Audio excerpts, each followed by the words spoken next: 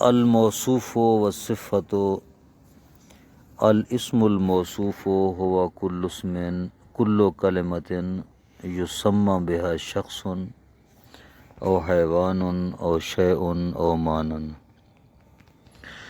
موصوف اور صفت کے متعلق آج بات کر رہے ہیں کہ اس میں موصوف کیا ہے، صفت کیا ہے۔ کہتے ہیں کہ اس میں موصوف وہ اسم ہے، یعنی وہ کلمہ ہے جس کے ذریعے کسی چیز کا، کسی شخص کا، کسی حیوان کا نام رکھا جائے یا کسی معنی کا نام رکھا جائے۔ جیسے کہتے ہیں یوسف، یوسف ایک شخص کا نام ہے، بہیمتن ایک حیوان ہے، کتابن کسی ایک شے ہے، کتاب اس کا نام، احسان ایک معنی ہے، یعنی وہ حدث، معنی سے مراد وہی حدث ہے۔ صفت وہ کلمہ ہے جو موصوف کی حالت کو بیان کرے۔ جیسے کبیرن، کبیر ایک حالت ہے، بڑا ہونا، یعنی کبیرن یعنی بڑا ہے، بڑا ہونا ایک حالت ہے، اس حالت کو بیان کر رہا ہے۔ جو چیز حالت کو بیان کرتی ہے اس کو صفت کہتے ہیں۔ صغیرن چھوٹا، چھوٹے ہونے کی حالت کو بیان کر رہا ہے، تو یہ بھی صفت ہے۔ اسماء جامد سب کے سب موصوف ہوتے ہیں، صفت نہیں ہو سکتے، ٹھیک ہے۔ اوصاف اسماء جامد، اسم جامد، سب اسم جامد موصوف ہوتے ہیں، صفت نہیں ہوتے۔ لیکن اسماء مشتقہ موصوف بھی ہوتے ہیں اور صفت بھی ہوتے ہیں۔ اسماء مشتقہ میں سے موصوف کون کون سے ہیں؟ اسم مکان، اسم زمان اور اسم آلہ، یہ تین موصوف ہیں۔ اسم مکان، اسم زمان اور اسم آلہ جو ہیں اسماء مشتقہ میں سے، یہ موصوف ہیں، اور ان کے علاوہ جتنے باقی اسماء ہیں اسماء مشتقہ، وہ سب کے سب صفات ہیں، صفت ہیں، موصوف نہیں ہیں۔ ملحقات صفت تین چیزیں ہیں، تین اسماء ایسے ہیں جو صفت نہیں ہیں لیکن ملحق ہیں صفت کے ساتھ، یعنی ان کو صفت شمار کیا جاتا ہے، صفت نہیں ہے در واقع وہ۔ پہلا ہے اسم منصوب، وہ اسم جو منصوب ہے، جیسے مصریون، یہ مصری منصوب ہے مصر کی طرف، مصر والا۔ شامیون، شامی منصوب ہے شام کی طرف، یعنی شام والا، یہ اسم منصوب ہے۔ اسم منصوب کو بھی ملحقات صفت کہا جاتا ہے۔ اس طرح وہ اسم جامد جو معنی مشتق پر دلالت کرتا ہے وہ بھی ملحق ہے صفت کے ساتھ، ملحقات صفت میں سے ہے۔ جیسے رأیت قائدا اسدا و حملا۔ اب یہاں پر کون سا ہے اس میں مشتق؟ کہتے ہیں اس میں مشتق یہاں پر اسدا، رأیت قائدا اسدا، ٹھیک ہے، میں نے قائد یعنی رہنما، میں نے اسد رہنما دیکھا، شیر رہنما دیکھا۔ یہاں پر اسد بے معنی شجاع کے ہے، شجاع، ٹھیک ہے، بے معنی شجاع کے۔ خود کلمہ اسد جو ہے یہ جامد ہے، مشتق نہیں ہے، لیکن جو معنی اس میں پایا جاتا ہے وہ مشتق والا ہے۔ وہ کس چیز والا کون سے مشتق والا معنی ہے؟ شجاع والا، چونکہ کلمہ شجاع یہ اس میں مشتق ہے اسد ہے تو جامد، لیکن معنی اس میں مشتق والا دے رہا ہے، اس کو بھی ملحقات صفات میں سے شمار کیا جاتا ہے۔ تیسرا بعض مصادر اسم فعل ثلاثی کے بعض مصادر جو میمی نہیں ہوتے، مصدر میمی نہیں ہوتا بلکہ مصدر غیر میمی ہوتا ہے، یہ مصادر بھی ملحقات صفت میں سے شمار ہوتے ہیں،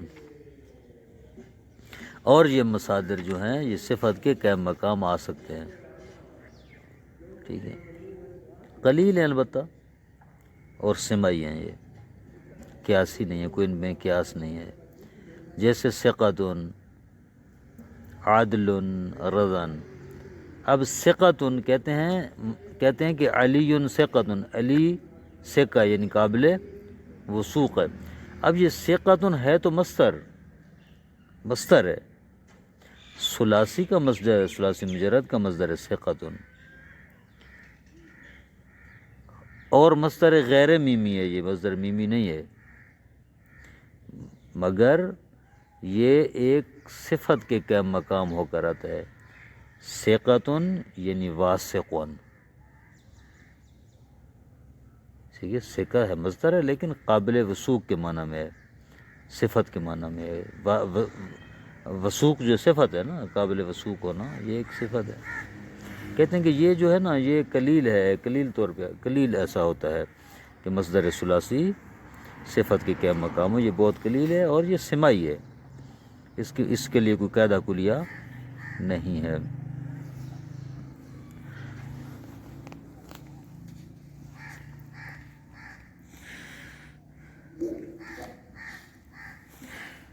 چند مقامات پر صفت جو ہے وہ اپنے موصوف کے مطابق ہوتی ہے، چند چیزوں میں صفت موصوف کے مطابق ہوتی ہے، مفرد میں، مذکر مؤنث ہونے میں، اور اس کی فروع میں، جب تک وہ مصدر نہ ہو۔ اگر صفت مصدر ہو تو پھر وہ مذکر ہوگی اور مفرد ہوگی ہمیشہ، ٹھیک ہے۔ کبھی کبھی جو ہے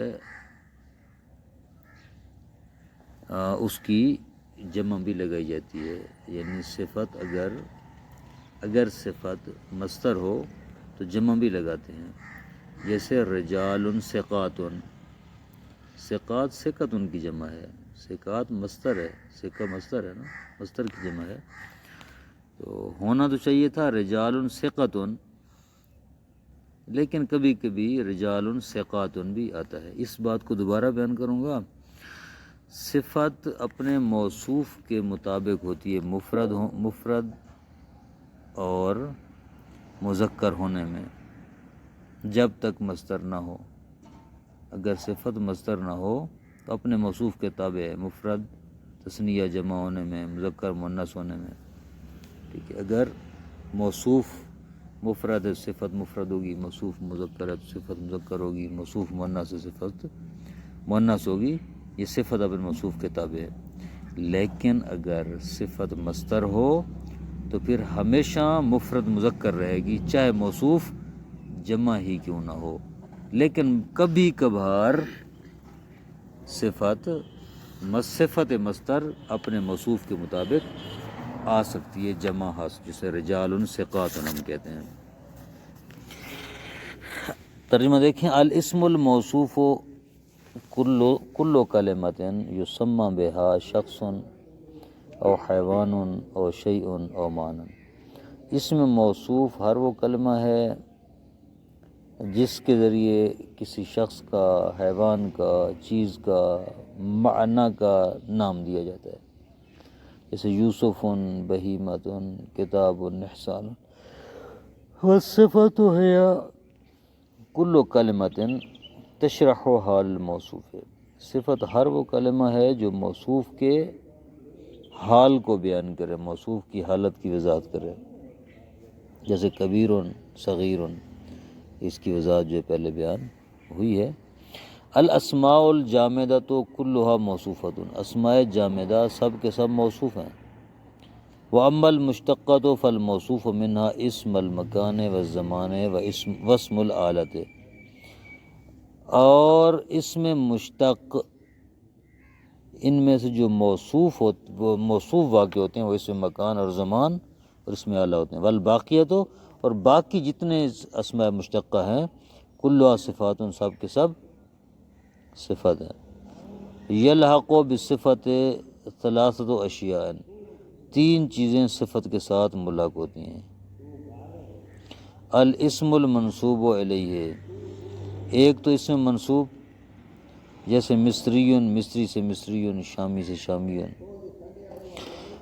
الاسم الجامد الدال علی ما المشتق، اور دوسرا ملاقات صفت میں سے وہ اسم جامد جو مشتق کے معنی پر دلالت کرے، جیسے رأیت قائدا اسدا حملا، اسدا بمعنی شجاعن کے ہے، حملا بمعنی ودیعن کے ہے، تو ودیعن بھی مشتق ہے اور شجاعن بھی مشتق ہے۔ بعض المصادر الثلاثیۃ غیر المیمیۃ التي تقوم مقام الصفت وهي قلیلۃ مقصورۃ علی السماع، بعض مصادر ثلاثی جو غیر میمی ہوتے ہیں، جو صفت کے کیا مقام ہوتے ہیں، وہ قلیل طور پر سماع پر قلیل ہے اور سماع پر جو ہے وہ موقوف ہوتے ہیں، جیسے ثقۃ، عدل، رضن، یہ سب مصدر غیر میمی ہے، لیکن صفت کے کیا مقام استعمال ہوتے ہیں، صفت کی جگہ پہ استعمال ہوتے ہیں۔ فائدۃ یجب ان تطابق الصفۃ موصوفها فی الافراد والتذکیر وفروعها، واجب ہے کہ صفت مطابق ہوتی ہو اپنے موصوف کے مفرد، مذکر اور ان کی فروع یعنی تثنیہ، جمع، مؤنث میں ان کے مطابق ہو صفت موصوف کے، ما لم تکن مصدر، جب تک صفت مصدر نہ ہو، فتلزم حینئذ التذکیر والافراد، اگر مصدر ہوگی صفت تو اس وقت یہ مذکر اور مفرد مذکر رہے گی ہمیشہ، اس کی حالت تبدیل نہیں ہوگی موصوف کے مطابق۔